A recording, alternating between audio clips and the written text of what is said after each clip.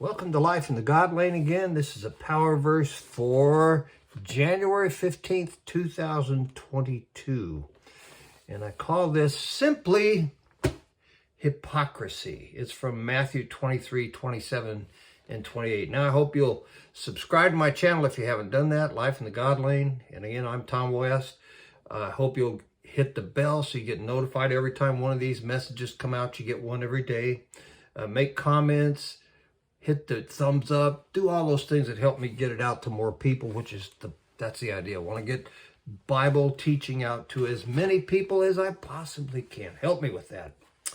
Many years ago, I knew a man who branded himself as a godly man and a church leader.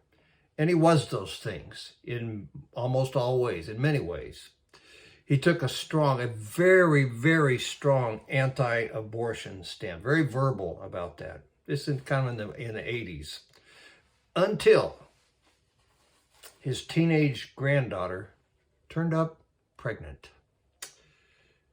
His advice to her, get an abortion for the sake of the family name. I've never been more stunned in my life. Folks, we can get pushed into a moral corner that can bring on hypocrisy. Life can be difficult. Moral stands are hard, very hard. The Greek word translated hypocrisy or hypocrite means a play actor. A person plays a part on the outside that's not real on the inside. That's a tricky thing for everybody.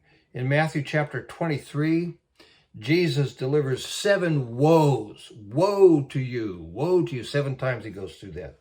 One of them is Matthew 23, 27, and 28. I want to read those verses for you. Woe to you, teachers of the law and Pharisees, you hypocrites, he says. You're like whitewashed tombs, which look beautiful on the outside, but on the inside are full of dead men's bones and everything unclean. In the same way, on the outside, you appear to people as righteous, but on the inside, you're full of hypocrisy and wickedness.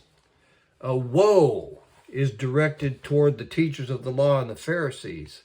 And Jesus comes right out and calls them hypocrites, says later in the second verse that we read that they're full of hypocrisy. Why? Well, they look beautiful, look spiritual on the outside. But inside, they're full of evil. They're full of evil on the inside, but they look all tidied up on the outside. Jesus said that they were like whitewashed tombs. They look beautiful on the outside, freshly painted, lovely tombs on the outside, beautiful. But on the inside, he said they're full of dead men's bones and everything unclean. Some people are like that. Look super spiritual on the outside, but inside are full of hypocrisy and wickedness. It happens. To look super spiritual, to stand against abortion and tell your grandchild to kill her unborn child, your great-grandchild, if you think about it, that's hypocrisy. Folks, there's a lot of things like that. A lot of people kind of get pushed into those corners. And when you get pushed, that's when the hypocrisy pops loose. The challenge for us all, and this is what's important, the challenge for every one of us is for our inside and outside to equal each other. Our inside and outside need to equal each other. Then there's no hypocrisy. So if you get Jesus to clean the inside, guess what'll happen? It'll show up on the outside and then be consistent. And so get Jesus to fix your inside, and then it'll pop loose on the outside. So the challenge, go there. Go there. I'll see you tomorrow.